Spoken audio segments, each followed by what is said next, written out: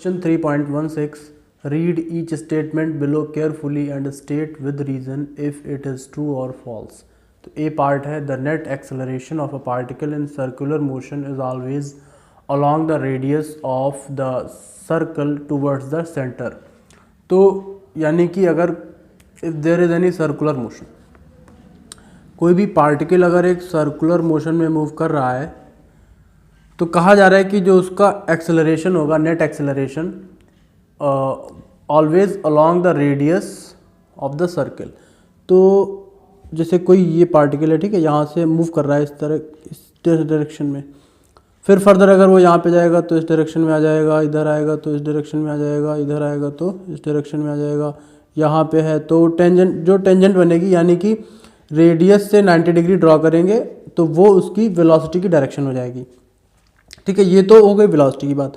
फिर एक्सेलरेशन पे आते हैं। अगर पार्टिकल यहाँ पे है तो ये उसकी रेडियस हो जाएगी, ठीक है, उसका 90 डिग्री ड्रॉ कर देंगे तो वो वेलोसिटी की डायरेक्शन हो जाएगी। और एक्सेलरेशन जो होता है, और जो एक्सेलरेशन होता है वो टूवर्ड्स द सेंटर होता है अलॉन्ग द रेडियस, उसको बोलते हैं सेंट्रीपिटल एक्सेलरेशन। ठीक है, ये कब होता है? जब उसकी स्पीड क्या होती है? यूनिफॉर्म, स्पीड यूनिफॉर्म होती है। ठीक है, स्पीड बोले या मैग्नीट्यूड ऑफ वेलोसिटी, सिंस ये वेलोसिटी होगी क्योंकि इसमें डायरेक्शन है, तो मैग्नीट्यूड ऑफ वेलोसिटी जब कांस्टेंट होता है सर्कुलर मोशन में तो उसको क्या बोलते हैं? यूनिफॉर्म सर्कुलर मोशन बोलते हैं। तब जो उस पार्टिकल पे जो कि सर्कुलर मोशन कर रहा है उस पर जो एक्सेलरेशन लगता है उसको सेंट्रीपिटल एक्सेलरेशन कहते हैं, जो कि टूवर्ड द सेंटर होता है, अलॉन्ग द रेडियस होता है। ठीक है, तो ये तो हो गई सेंट्रीपिटल एक्सेलरेशन की बात। कहीं पे भी देख लें, अगर पार्टिकल यहाँ पे है तो ये उसकी रेडियस हो जाएगी, तो अलॉन्ग द रेडियस से सेंट्रीपिटल एक्सेलरेशन होगा।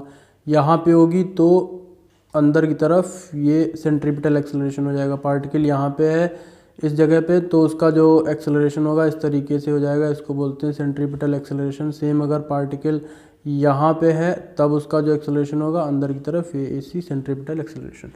सो इस तरीके से अगर कोई पार्टिकल सर्कुलर मोशन कर रहा है, यूनिफॉर्म सर्कुलर मोशन, उसकी स्पीड क्या होनी चाहिए? यूनिफॉर्म। फिर दूसरा एक एक्सेलरेशन आता है जब स्पीड क्या होती है? Non uniform.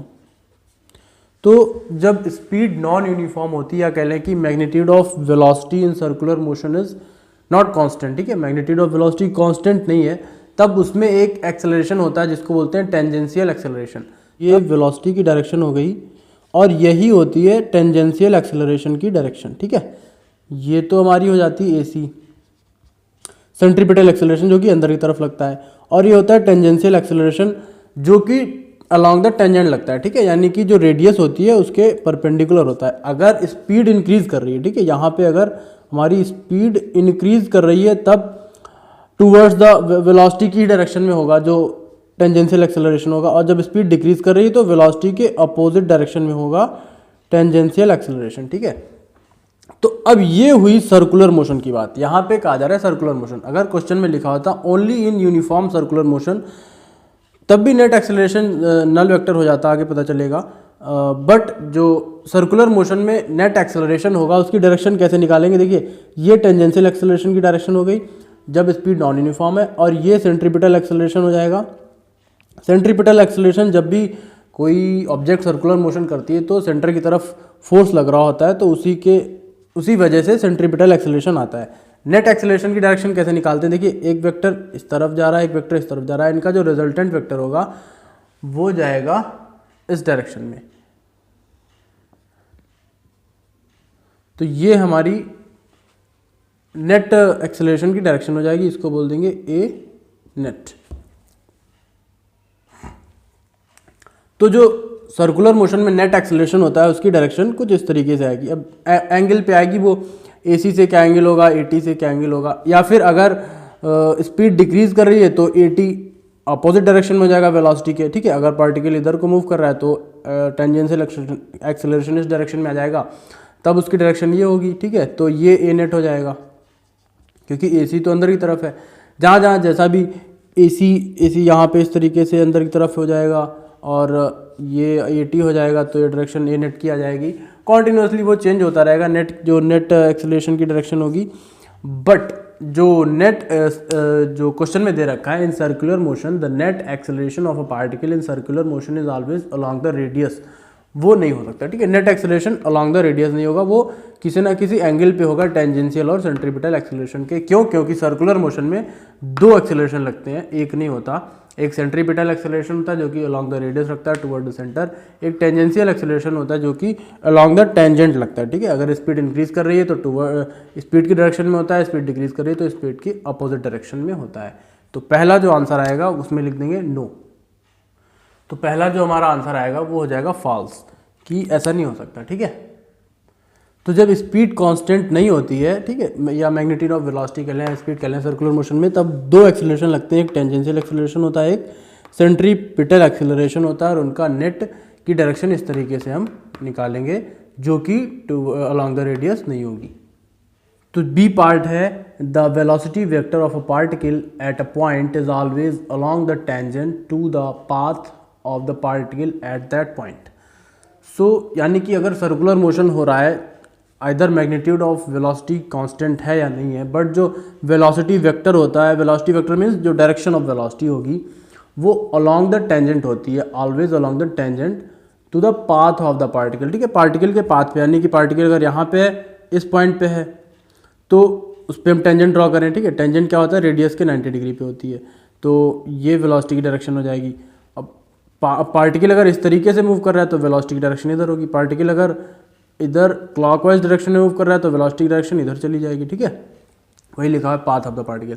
सो पार्टिकल जिस भी पॉइंट पे होता है, जो उसका वेलोसिटी वेक्टर होता है या वेलोसिटी की जो डायरेक्शन होती है वो अलोंग द टेंजेंट होती है, और उसी डायरेक्शन में होती है जिस डायरेक्शन में हमारा पार्टिकल मूव कर रहा है, आइदर क्लॉकवाइज और एंटी क्लॉकवाइज। अगर एंटी क्लॉकवाइज है तो वेलोसिटी की डायरेक्शन भी नेगेटिव उसी डायरेक्शन में हो जाएगी, तो ये हमारा ट्रू हो जाएगा।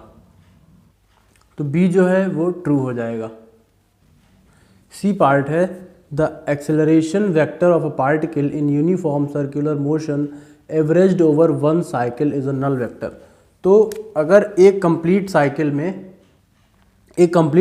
देखें, यानी कि अगर पार्टिकल यहाँ से स्टार्ट हुआ, ठीक है, एक कंप्लीट साइकिल में जो, और कैसा यूनिफॉर्म सर्कुलर मोशन, यानी कि जो मैग्नीट्यूड ऑफ वेलोसिटी है वो कांस्टेंट होगा, या लिख लेते हैं यूनिफॉर्म सर्कुलर मोशन हो रहा है, यानी कि जो एक्सेलरेशन होगा वो क्या होगा?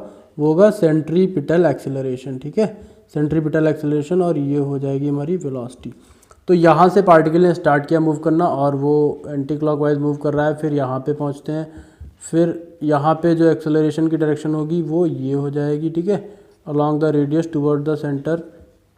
फिर पार्टिकल मूव करता हुआ यहाँ पे आया, और फिर उसकी सेंट्रीपिटल एक्सेलरेशन की डायरेक्शन देखेंगे along the radius toward the centre. फिर पार्टिकल यहाँ पे आया और उसकी डायरेक्शन हो गई ये, ठीक है, और फिर वो यहाँ पे आ गया। अब ये जो एक कंप्लीट साइकिल हुई है, अब हर पॉइंट पे, यहाँ पे तो अभी देखिए कंप्लीट साइकिल में देखें, ये ए सी इसको कैंसिल आउट कर देगा, ये एक्सेलरेशन की डायरेक्शन इस एक्सेलरेशन की डायरेक्शन को कैंसिल आउट कर देगी, ठीक है। क्यों? क्योंकि दोनों वेक्टर जो होंगे वो अपोजिट में हैं। देखिए इसको ऐसे समझ सकते हैं, ये हमने एक्सिस बना लिए, ये प्लस एक्स एक्सिस होता है, ये माइनस एक्स एक्सिस होता है, ये प्लस वाई एक्सिस होता है, ये माइनस वाई एक्सिस होता है। अब देखिए ये एक्सेलरेशन इस डायरेक्शन में, यानी कि प्लस एक्स डायरेक्शन में, ये मान लेते हैं प्लस का 5 हो गया। ये एक्सेलरेशन इस डायरेक्शन में, ठीक है, ये देखिए ये डायरेक्शन जो है इसमें, तो जो कि माइनस का होगा और सेम ही आएगा। क्यों? क्योंकि वेलोसिटी कांस्टेंट है, तो ये माइनस का 5 आ जाएगा। अब ये दोनों जो फाइनल रिजल्ट देंगे वो कैंसिल आउट हो जाएगा, यानी कि 0 मिलेगा।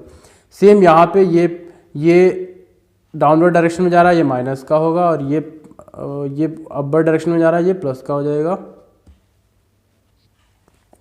अब ये दोनों एक दूसरे को कैंसिल आउट कर देंगे एक्सेलरेशन।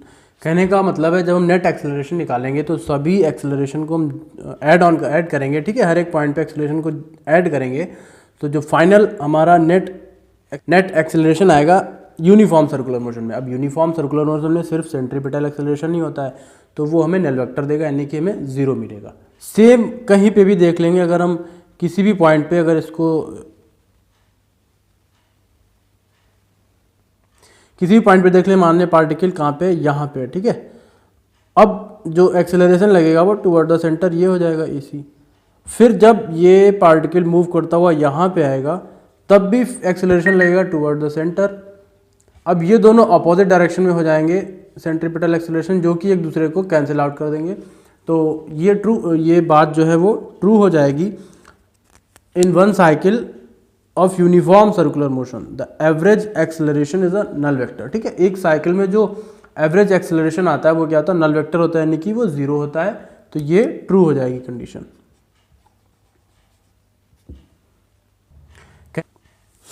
तो इसको शॉर्ट में भी इस तरीके से समझ सकते हैं, अगर सर्कुलर मोशन हो रहा है, ठीक है, यूनिफॉर्म सर्कुलर मोशन नहीं, सर्कुलर मोशन हो रहा है तो सेंट्रीपिटल एक्सेलरेशन की ये डायरेक्शन होगी, टेंजेंशियल एक्सेलरेशन की ये डायरेक्शन होगी और रिजल्टेंट की डायरेक्शन ये इस तरीके से हो जाएगी। सेकेंड है कि जो वेलोसिटी वेक्टर की डायरेक्शन होती है वो अलोंग द टेंजेंट होती है, ठीक है, और जिस भी डायरेक्शन में वो मूव कर रहा है क्लॉकवाइज या एंटी क्लॉकवाइज उसी डायरेक्शन में वेलोसिटी भी होती है। थर्ड है जो नेट एक्सेलरेशन होगा वो 0 हो जाएगा। क्यों? क्योंकि जो एक्सेलरेशन जब सारा ऐड करेंगे तो वो अपोजिट एक्सेलरेशन एक दूसरे को कैंसिल आउट कर देंगे क्योंकि उनकी डायरेक्शन अपोजिट है, तो वो कि 0 आ जाएगा।